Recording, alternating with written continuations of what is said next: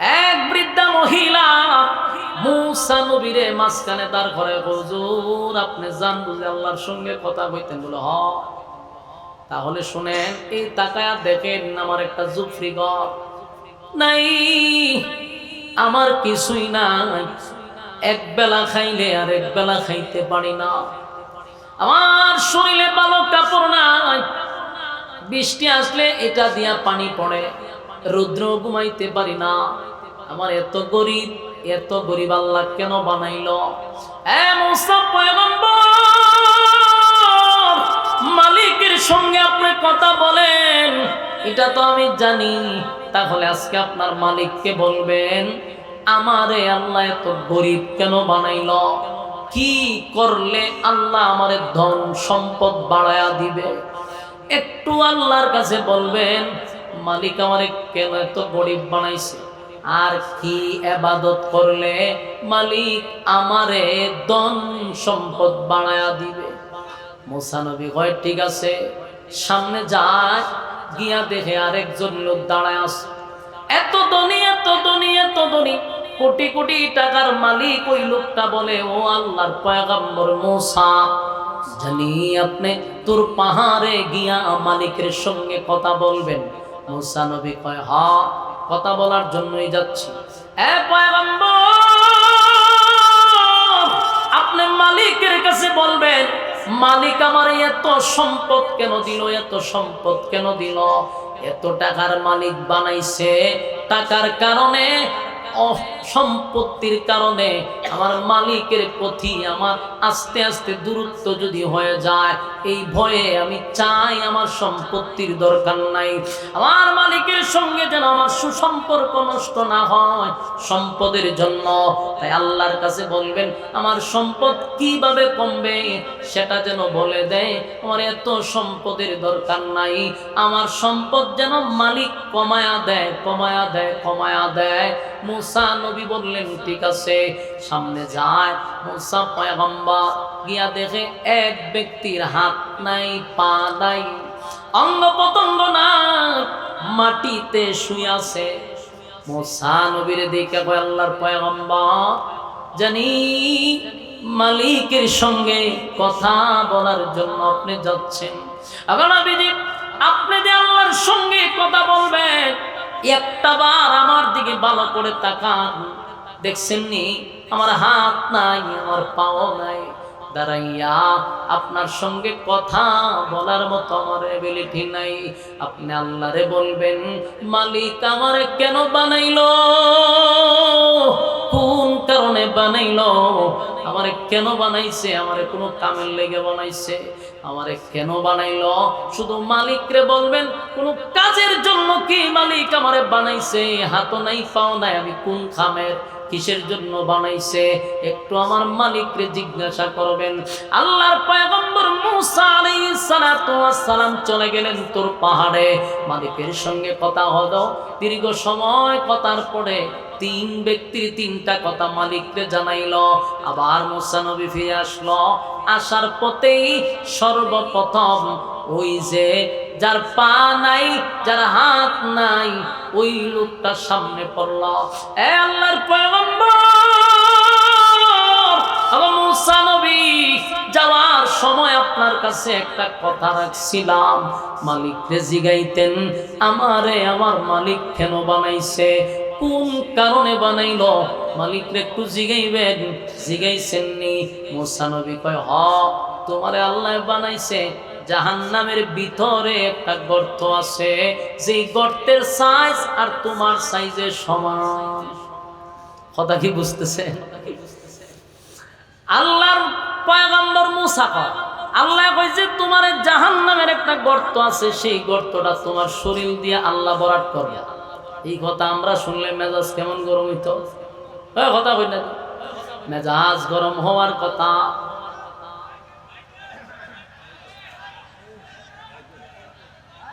ওয়াজ করতেন কই করতেছি আমি, শ্রোতাদের বই রয়েছে আলহামদুলিল্লাহ। আন্দার গুন্দার যা কিতা রে ভাই সাহেব, কিতা করলেন আপনি, মারিলেছেন তো আমারে, ও কিতা শুরু করে দিছে, জীবন ধ্বংস করে লিছে। তাই না আমার শ্রোতায় উনে না আমার ওয়াজ, তাই আমি কই ওয়াজ করি। দোষ অন্য অন্য জায়গা খালি হুজুরের মাইক প্লে মার্কেটিং। আচ্ছা কোন চাই না আমার কোনো দোষ আসেনি, আমি কিচ্ছু কইছি নি। আপনারা আপনারা হইতেছেন আওয়াজ নাই আওয়াজ নাই। আর আমি যদি কথা করি সেটা ইউটিউবাররা ছেড়ে দিব। মাইকম্যানটা ঘুষি দিয়া তো রাখে, আমার আত্মীয় তো রাখে গালের মধ্যে দেখো মেরে লিখছে আসাবি মাইকম্যান। এই হেডলাইন দেওয়ার পরে মানুষ তো ঢুকে দুইটায় তো মনে করেন কি এর বক্তার কি এর আল্লাহর ওলি হেরার মুখের ভাষা শুরু করে দেখো। দেখছো তুমি হুজুরের কোনো কাম কাজ নাই। তখন আজকে কি আমার কোনো দোষ আসেনি বলছে, আমি তো বেচার লয় মাততি রাজি না অনহুনি কিছু আমি চালাই যেতাম নি। তাহলে একটু মনোযোগ দিয়া শুনেন। দেখা হয়েছে কার সাথে? কার সাথে দেখা হইলো? ওই হাত নাই খাওয়া নাই। কি কইছে? জাহান্নামে একটা গর্ত আছে, এই গর্তটা তোমারে দিয়া বলব। আমরা হইলে কি অবস্থা হইল? এই লোক যখন শুনছে জাহান্নামের ভিতরে গর্ত দিয়ে আল্লাহ আমার বরাট্টালে বানাইছে, এই লোকে কয় সর্বনাশ। এতদিন আমি মনে মনে ভাবছিলাম যে আমি বুঝি কোনো কামেরই না, আমার আল্লাহ কেড়ে বানাইলো এটা নিয়ে আমি নিজেও চিন্তা করে গেছিলাম যে আমি কোন কামের কেন বানাইছে। এতদিন পরে বুঝতে পারলাম যে আল্লাহ আমার একটা কামে বানাইছে। আলহামদুলিল্লাহ হইয়া খুশিতে এই লোক লাফানি শুরু করছে যে আলহামদুলিল্লাহ আল্লাহ আমার একটা কামে বানাইছে। জাহান্নামের গর্তের ভিতরে দাও আল্লাহ তো দিব, অসুবিধা কি? হইয়া খুশির সুরে আলহামদুলিল্লাহ কওয়া শুরু করছে। আল্লাহ তার এই খুশি দেখা, তার শুকরিয়া আদায় দেখে আল্লাহ তারে পূর্ণ সুস্থতা দান করছে। সুবহানাল্লাহ। এখান থেকে আমাদের শিকার আছে। সামনে গেছে গিয়া দে বড় লোক, ওই যে বড় লোক টাকার অভাব নেই, টাকাওয়ালা দাঁড়ায় আছে।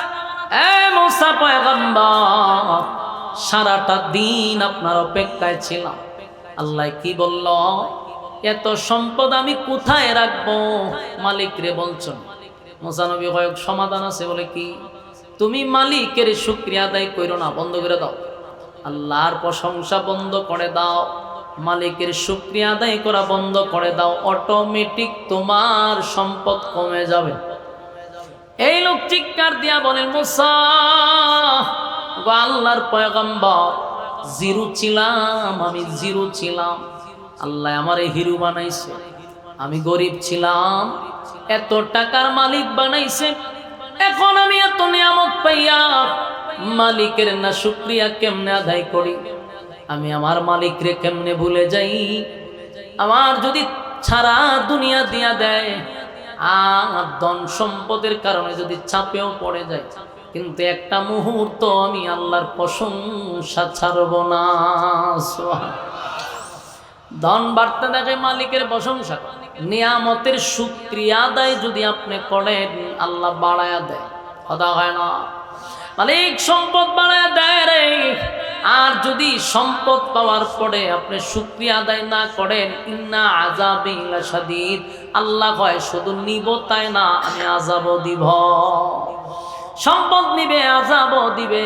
তাই আমরা বেশি বেশি বেশি বেশি করে মালিকের শুকরিয়া আদায় করব। রাজি আছি? এবার বৃদ্ধা মহিলা, শেষের বেলা বৃদ্ধা মহিলার সঙ্গে দেখা হয়ে গেল। মহিলা দৌড়াইয়া গেছে, ও আল্লাহর পয়গম্বর, ওই যে বলছিলাম আল্লাহর কাছে কি বললেন, আমার জন্য আল্লাহ কি ব্যবস্থা করছে? মুসা নবী হয় আপনি বেশি বেশি বেশি বেশি মালিকের শুকরিয়া আদায় করবেন, যে মালিকের শুকরিয়া আদায় করলে আল্লাহ বাড়ায়া দিবে। মহিলা তো গাওয়াইল্লা, গ্রামের মহিলা গেছে সিটটা হয়, আমি কেন শুকরিয়া আদায় করবো? আমার দিছেটা কিতা দিলেন না, আমি শুকরিয়া আদায় করব? আমার তো কিছুই দেয় নেই। মুসা নবী শরীরে কাপড় নাই, পেটে খাবার নাই, একটা জুফরি গড়ে থাকে নাই, কিছুই নাই, এক বেলা খাইলে আরেক বেলা খাইতে পারি না। এই অবস্থায় আমি মালিকের শুকরিয়া আদায় করতাম, দিলেন না, শুকরিয়া আদায় করতাম, আমার তো কিছুই দিছে না। পিছাতে ছায়া দেহে জুফরি করো নাই, ইডো আল্লাহ উড়াই লইছে। তার মানে আগে তোমার কিছু ছিল, এখন ইডাও নাই। এই জন্য মালিকের শুকরিয়া আদায় করা বেশি বেশি করে, কারণ আল্লাহ গরিব অবস্থায়ও ইমানি পরীক্ষা নিবে, গরিব বানাইয়া ইমানের পরীক্ষা নিবে, বড় লোক বানাইয়া ইমানের পরীক্ষা নিবে। কারণ হাসরের মাঠে অনেক বড় লোক বলবে, আল্লাহ ইবাদত বন্দেগী করতে পারি না। মালিক জিজ্ঞাসা করবে, বান্দারে ৬০-৭০ বছর আমি হায়াত দিলাম, কি করলি? আমারে দিলি না, ব্যবসা বাণিজ্য খামায় রোজগারের সময় দিলি, আমি আল্লাহরে সময় কেন দিলি না? বন্দা কইব আল্লাহ আমার এত বড় লোক আপনি বানাইছেন, এত টাকার মালিক বানাইছেন, আমি টাকা দিয়া দেশে গুলশানে বনানীতে দুমসে বাড়ি করছি, এরপর আমার টাকা শেষ হয় না। এই টাকা বিদেশে পাচার করছি, তারপরও টাকা শেষ হয় না। আমি বেগম পাড়ায় বাড়ি বানাইছি, তারপরও টাকা শেষ হয় না। সুইস ব্যাংকে জমা রাখছি, তারপরও টাকা শেষ হয় না। আমি এত টাকার মালিক, দেশের মধ্যে এত কিছু করলাম, টাকা শেষ হয় না। আপনার গোলামি করব কোন সময়? আমার দুর্নীতিতে সময় লেগে গেছে, মানুষের উপরে আমি জুলুম করতে সময় লেগে গেছে, টাকা পাচার করতে সময় লাগছে, আমি কালো টাকার পাহাড় করতে সময় লাগছে, এই জন্য আমি আপনার গোলামি করতে পারি না। কথা কি বুঝতেছেন? আল্লাহ কইব বেশি টাকার মালিক কিছু বলে হয়। আল্লাহ কইব সুলাইমান পয়গম্বর তুমি কই? সুলাইমান আলাইহিস সালাতু ওয়াস সালামকে ওই সমস্ত ধনী ব্যক্তিদের সামনে আল্লাহ দাঁড় করাবে। আল্লাহ কইব এনারে চিনছস? উনি আমার পাঠানো একজন পয়গম্বর, নাম সুলাইমান আলাইহিস সালাতু ওয়াস সালাম। এই সুলাইমান নবীকে জানো? সুলাইমান নবীর আল্লাহ এত বড় বাদশাহী দিছে, এত বড় বাদশাহী দিছে, দুনিয়ার শুরু থেকে নিয়ে আজ পর্যন্ত এত বড় বাদশাহী কাউরে আল্লাহ দেয় নাই, কিয়ামত পর্যন্ত আল্লাহ কাউরে দিবে না, আগেও দেয় নাই, পরেও দিবে না। এত বড় রাজত্ব আমার আল্লাহ সুলাইমান নবীরে দিছে। সুলাইমান নবীর বাহিনী ছিল 3টা, আর মানুষের বাহিনী 1টা মানুষ। আর সুলাইমান নবীর বাহিনীর মধ্যে 1 নাম্বার হলো মানুষ, তার একটা বাহিনী, জিন্নাত তার একটা বাহিনী, পক্ষীকুল পাখিরাও তার বাহিনী। সুলাইমান নবী বাতাসের কথা বুঝে, পিপিলিকার কথা বুঝে, এমনকি সব মাখলুকাতের বুঝার ক্ষমতা আল্লাহ সুলাইমান নবীরে দিছে। আমার যুবক ভাইরা, সারা পৃথিবীর বাদশা শুধু আমেরিকার প্রেসিডেন্ট নয় গো, বাংলাদেশ, চীন, জাপানের প্রেসিডেন্ট নয়। আল্লাহ বলেন আসমানের নিচে, জমিনের উপরে যতগুলা জায়গা আছে সব জায়গার বাদশা সুলাইমান নবীরে বানাইছি। কত ব্যস্ত, কত ব্যস্ত! সুলাইমান নবীরে আল্লাহ বউ দিছে কমপক্ষে 300। আপনার আওয়াজে বোঝা যায় এরকম 200-300 আপনার এলাকাতে কেউ বিয়ে করছে। ওমা আওয়াজে বোঝা যায় মমি সিংহেরা বিয়ে করতে তো পারে 300। চিন্তা করছেন নি কি নীরবতা? আওয়াজ থাকলে না কইতে আর আওয়াজ দিত। হ্যাঁ বউ কয়টা? আরো জোরে 300 বউ। মানে একটু মনে মনে চিন্তা করেন, একটার দ্বারা যদি আজকে যায়, এটার কাছে আবার ফিরে আসতে 1 বছর লাগে। কথা হয় না? 300 বউ চালাইছে, 700 বান্দি ছিল। আর আল্লাহ ওনারে এমন একটা বিমান দিছে, আজ পর্যন্ত উন্নতের যুগে, এত উন্নতির যুগেও এত বড় বিমান কিয়ামত পর্যন্ত বানাইতে পারবে কিনা সন্দেহ, পারবে না। কারণ এখনো 10-15 হাজার যাত্রী ধরে এমন বিমান পৃথিবীতে আবিষ্কার হয় না।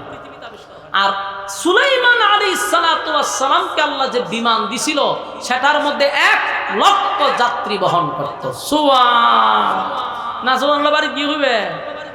চিন্তা করছেন? এত উন্নতির যুগে এখনো 15,000 20,000 যাত্রী বহন করে এমন বিমান পৃথিবীতে এখনো আবিষ্কার হয় নাই। আর হাজার হাজার বছর আগে সুলাইমান নবী তার বিমানে 1 লক্ষ যাত্রী নিয়ে উড়াল দিত, যেই বিমানে নাই পেট্রোল, নাই অকটেন, নাই টকটেন, কিছু নাই, পানিও নাই। এটা অটোমেটিক উঠত। আবার এটার জন্য নির্দিষ্ট কোনো এয়ারপোর্ট ছিল না, যেখানে মনে চায় সেখানে ল্যান্ড করতে। আল্লাহ কেন সুলাইমান নবী ডাকলো? আল্লাহ কয় সুলাইমান, এই সুলাইমান পয়গম্বরকে আমি এত সম্পদ, এত বাদশাহী দিছি। সুলাইমান নবীরে তামাম পৃথিবীর বাদশা বানায়া দিছি। বউ দিলাম 300, সব বউদের সঙ্গে তার সম্পর্ক ঠিক, আবার জনগণের সাথে সম্পর্ক ঠিক। পাখিদের সাথে সম্পর্ক ঠিক, জিন্নাতদেরও বিচার করে, পাখিদেরও বিচার করে, পিপিলিকারও বিচার করে, মানুষেরও বিচার করে, বাতাসের সাথেও কথা বলে, পানির সাথেও, পানির ঢেউয়ের সাথে কথা বলে। এত কিছু মেনটেন করার পরে সুলাইমান একটা সেকেন্ডের জন্য আমি আল্লাহরে ভুলে না। আর দুনিয়ার টাকা পয়সা পাইয়া মালিকের কাছে যদি বলো, মালিক টাকার কারণে আপনার গোলামি করতে পারি নাই, বলুন তো দেখি এটা কি আল্লাহর কাছে গ্রহণযোগ্য? ওই কথা হইল দি আমার যুবক ভাইরা। তাই আমি আবারও বলি, আমার মালিক আমাদেরকে যেই কাজের জন্য পাঠাইছে, ওমা খালাকতুল জিন্না ওয়াল ইনসা ইল্লা লিয়াবুদুন, মানব এবং দানব দুইটা জাতিরে পাঠাইছে ইবাদতের জন্য। ইবাদতের জন্য পাঠাইলো। ইবাদত যদি না করি রে, তাহলে আল্লাহ বলেন জাহান্নামের আগুন দিয়া জ্বালাবো। আর যদি ইবাদত করি, ঈমানের উপরে থাইকা নেক আমলটুকু আমরা করতে পারি, কানাত লাহুম জান্নাতুল ফিরদাউসি নুজুলা, আল্লাহ বলেন ওয়াদা দিলাম জান্নাতুল ফিরদাউসের মেহমান বানাবো, জান্নাতুল ফিরদাউসের মেহমান বানাবো। চারটিখানি কথা নয়, মালিক নিজে হবে মেজবান, মালিক বান্দাদেরকে বানাইবে মেহমান। এই জান্নাতের ভিতরে ঢোকার পরে খালিদিনা ফিহা লা ইয়াবগুনা আনহা হিওয়ালা। আমার যুবক ভাইরা, জান্নাতীরা জান্নাতে ঢোকার পরে ওই কোন জান্নাতীর আর মনে কোনো আফসোস থাকবে না, মনের মধ্যে কোনো আফসোস থাকবে না। কোন জান্নাতী জান্নাত থেকে বাহির হইতে চাইবে না। সুবহান। এক কোন জান্নাতী জান্নাত থেকে বাহির হবে না, মনের মধ্যে কোনো আফসোসও থাকবে না। পৃথিবীতে যদি আপনি প্রেসিডেন্টও বানায়া দেন, ডোনাল্ড ট্রাম্পরে প্রেসিডেন্ট হয়েছে না, বলুন প্রেসিডেন্টের, আমেরিকার প্রেসিডেন্ট মানে গোটা পৃথিবীর প্রেসিডেন্টের পাওয়ার, ঠিক না? এরপরেও কি ডোনাল্ড ট্রাম্পের আফসোস শেষ হয়েছে? কথা বলেন না, আফসোস শেষ হয়েছে। এখন এর মনে আফসোস কি জানেননি? নোবেল পুরস্কার পাইতো। আধা ভাগলে কয় আমি যে যুদ্ধ থামাইছি, আমার তো নোবেল পুরস্কার দাও, শান্তিতে নোবেল পুরস্কার দেওয়া দরকার। এটা তার আফসোস। তার মানে আমেরিকার প্রেসিডেন্ট হওয়ার পর আফসোসের শেষ আসেনি। দুনিয়ার পৃথিবীর সমস্ত পৃথিবীর বাদশা বানাইলেও মানুষের আফসোস পড়া হবে না। এটার নাম হলো দুনিয়া। দুনিয়া আফসোসের জায়গা, কথা কয় না আরো জোরে, দুনিয়া আফসোসের জায়গা, দুনিয়া আফসোসের জায়গা। যুবক ভাইরা, কিন্তু জান্নাতের ভিতরে কোনো বান্দা বান্দি যদি ঢুকে, আর কোনো আফসোস থাকবে না। বান্দা বান্দি জান্নাত থেকে বাহির হইতে পারবে না, চাইবে না জান্নাত থেকে বাহির হইতে, কারণ তার মনে কোনো আফসোস নাই। গাড়ি আছে, বাড়ি আছে, নারী আছে, অট্টালিকা আছে, রাজত্ব আছে। একটা নিম্ন স্তরের জান্নাতীকে এই পৃথিবীর 10টা পৃথিবীর সমান জান্নাত দিবে। সর্বনিম্ন জান্নাতীকে এই পৃথিবীর 10টা পৃথিবীর সমান জান্নাত দিবে রে। গাড়ি দিবে, বাড়ি দিবে, নারী দিবে। দুনিয়ায় 2টা বিয়াও করা যায় না বাংলাদেশে জন্ম নিয়া, কথা হয় না দি? আফসোস সবার ভিতরে আছে, কিন্তু করা যায় না। কিন্তু জান্নাতের ভিতরে সর্বনিম্ন বউ থাকবো 72টা। খুশি নি আপনারা? কমপক্ষে বউ করা দিব। নিম্ন স্তরের জান্নাতীরে 72টা ভিআইপি জান্নাতে হইলে বউয়ের কোনো অভাব নাই। এত বউ দিবে বান্দারে, জান্নাতের ভিতরে কোনো আফসোস থাকবে না। এই নিয়ামত আল্লাহ দিবে। দুনিয়াতে চাইতে হয় আমার এটা দাও, এটা কইরা দাও। জান্নাতে থাকবে আপনার ভিতরের সাথে অবস্থা, ভাবতে দেরি, রেডি হইতে দেরি নাই। চিৎকার দিয়া কোন সুবহান।